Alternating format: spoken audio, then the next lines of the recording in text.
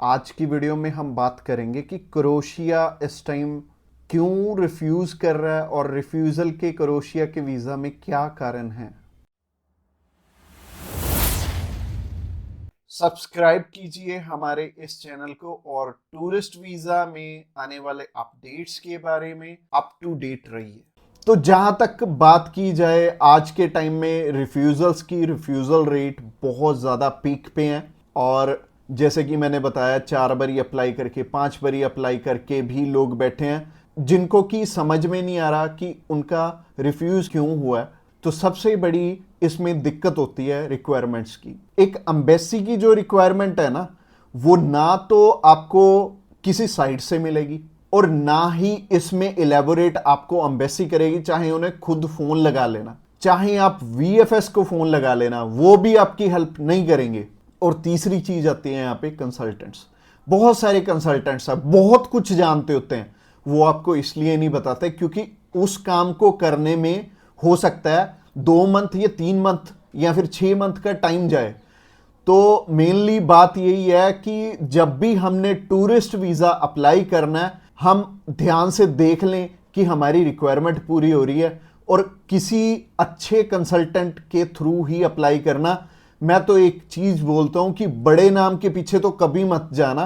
देखो अभी कोई बड़ा नाम है तो उन्हें कोई फर्क नहीं पड़ता कि आपका वीजा आए चाहे आपका रिफ्यूज हो। बट हाँ, जैसे हमारे जैसी कंपनीज हैं जो कि अप्लाई करने का भी खर्चा बहुत कम लेते हैं और इसके बाद भी आपको पूरी पूरी सपोर्ट करते हैं हर एक फील्ड में, हर एक चीज में आपकी डॉक्यूमेंटेशन बहुत अच्छे से बनाते हैं। क्योंकि जितने नॉमिनल कोस्टिंग हम लेके चल रहे हैं ना, अगर आपका वीजा आएगा तभी हमारा बेनिफिट है। अगर आपका वीजा आएगा, आप 10 रेफरेंस हमें दोगे तभी हमारा बेनिफिट है, अदरवाइज हमारा कोई बेनिफिट नहीं है। जो पर्सन आपसे ऑलरेडी 25,000 50,000 रुपए एडवांस में ले रहा है, उन्हें आपकी प्रोफाइल से कोई मतलब नहीं है। अच्छा, दूसरी तरह के कंसल्टेंट ये हैं कि जो हायर साइड पे 20-25 हजार रुपए आपसे पहले भी लेते हैं और 10 लाख रुपए बाद में भी लेंगे। उन्हें भी आपकी प्रोफाइल से बहुत हद तक कोई मतलब नहीं है क्योंकि उन्होंने आपसे एडवांस ले लिया है और उन्हें यह फर्क नहीं पड़ता कि आपका वीजा आए या ना आए। वो अगर 10 केस अप्लाई करेंगे तो उसमें से एक वीजा तो वैसे ही आ जाता है, तो उनके 10 लाख रुपए तो वैसे ही बन गए। तो उन्होंने आपकी टेंशन क्यों लेनी है। तो सिंपल सी बात है, मैंने आपको अपना मोटिव बता दिया है कि हम रिक्वायरमेंट आपकी अच्छे से क्यों फुलफिल करवाते हैं जब भी आपने टूरिस्ट वीजा अप्लाई करना होता है। क्योंकि हमें आपसे बहुत कम पैसे मिलने हैं। अगर आपका वीजा नहीं आएगा, आपसे हमें रेफरेंस नहीं मिलेंगे, तो हमारा फायदा ही नहीं है इस काम में आने का। इसके अलावा पहला रीजन तो हो गया जो कि रिक्वायरमेंट के ऊपर है कि रिक्वायरमेंट अपनी बहुत अच्छे से समझ लेना और पूरी कर लेना, तभी वीजा अप्लाई करना। और दूसरा रीजन है कि आपके फाइनेंशियल डॉक्यूमेंट्स बहुत अच्छे से फुलफिल नहीं हुए होते। तो फाइनेंशियल डॉक्यूमेंट्स अगर अच्छे से पूरे नहीं होंगे तो एम्बेसी आपको वीजा, आप ही बताइए, कैसे देगी। उन्हें एक प्रॉपर प्रोफाइल चाहिए, उन्हें ऐसी प्रोफाइल चाहिए कि स्टेप बाय स्टेप आपके सारे डॉक्यूमेंट्स आपस में मैच कर रहे होने चाहिए। जैसे कि आपका जो ऑक्यूपेशन है, वहां से आपकी कितनी मंथली इनकम आ रही है और क्या वो उसी प्रोफेशन से इनकम आ रही है आपकी, और आपके फाइनेंशियल्स आपस में मैच कर रहे होने चाहिए, तभी आपका वीजा लगेगा। तो अगर आपको नहीं पता है कि आपके फाइनेंशियल मैच कर रहे हैं या नहीं कर रहे, तो आप क्या कर सकते हैं, आप अभी हमें कॉल कर सकते हैं। आप जान सकते हैं कि आपके फाइनेंशियल अच्छे से मीट कैसे होंगे।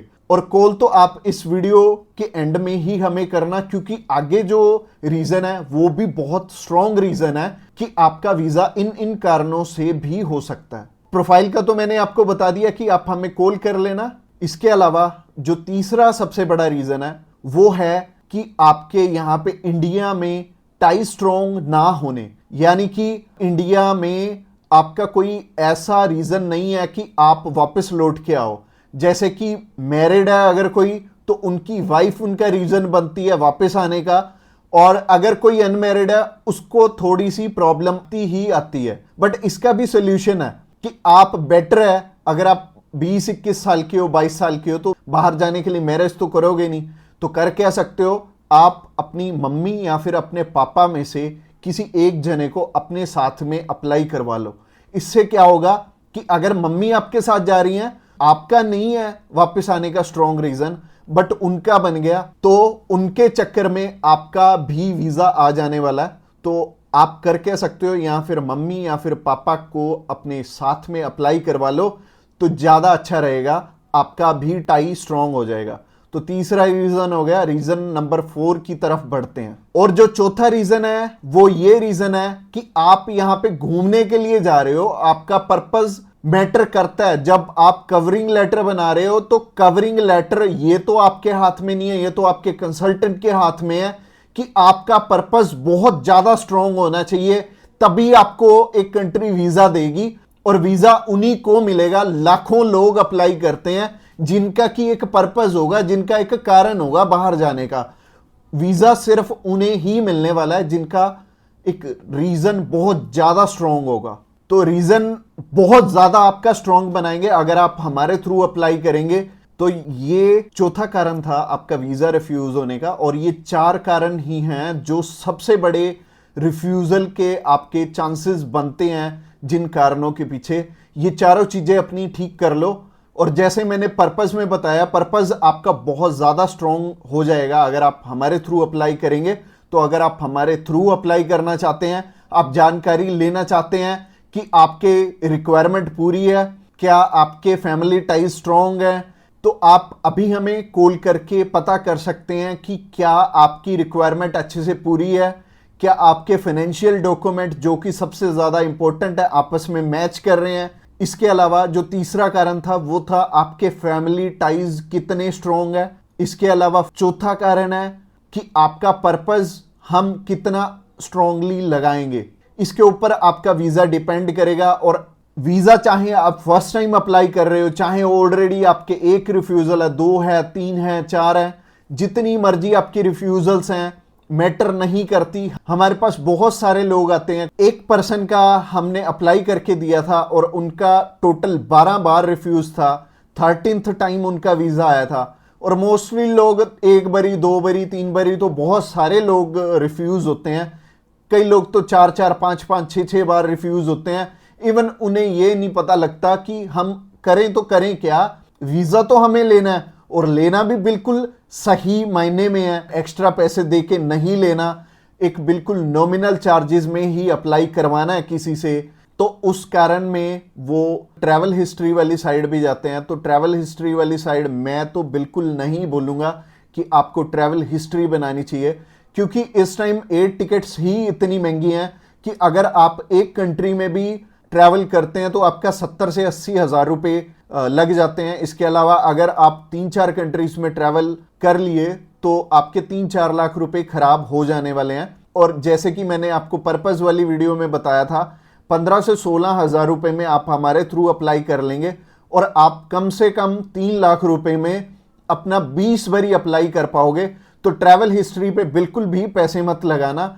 इसके अलावा अगर आप हमें अभी कॉल करना चाहते हो, कॉल कर सकते हो नीचे दिए गए नंबर पे। और इसके अलावा आप हमें व्हाट्सएप पे भी मैसेज कर सकते हो। व्हाट्सएप पे मैसेज करने के लिए डिस्क्रिप्शन बॉक्स में लिंक है, उस लिंक पे क्लिक करते ही आप हमें मैसेज सेंड कर पाएंगे और हम भी आपकी inquiry as soon as possible हम लेने वाले हैं।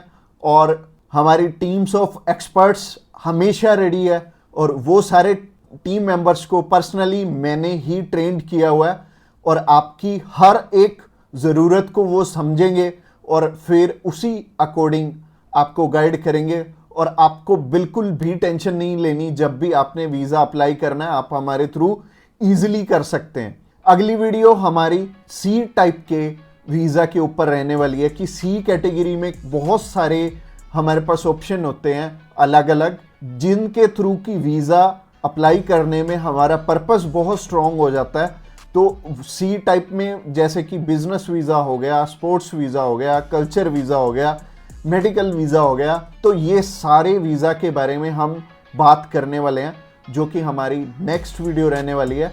तो आपने क्या करना है, हमारी नेक्स्ट वीडियो को भी जरूर ध्यान से देखना। Thanks a lot for watching this video till the end, और मिलते हैं किसी बढ़िया सी वीडियो में नेक्स्ट टाइम।